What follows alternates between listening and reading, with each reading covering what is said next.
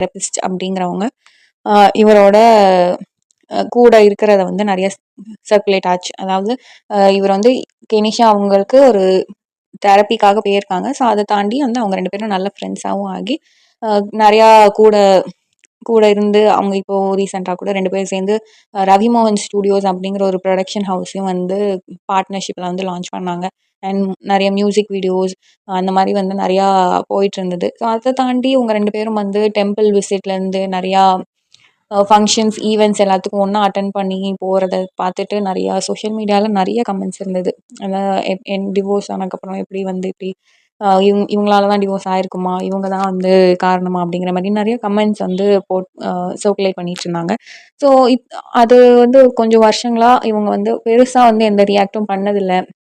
இந்த ஒரு ரிப்ளையும் வந்து கொடுக்கல. இது இவ்வளோ வருஷங்களுக்கு அப்புறம் இப்போ தான் வந்து ரவிமோகன் அவர்கள் அவங்களோட பர்சனல் இஷ்யூ பற்றி அட்ரஸ் பண்ணுறாங்க.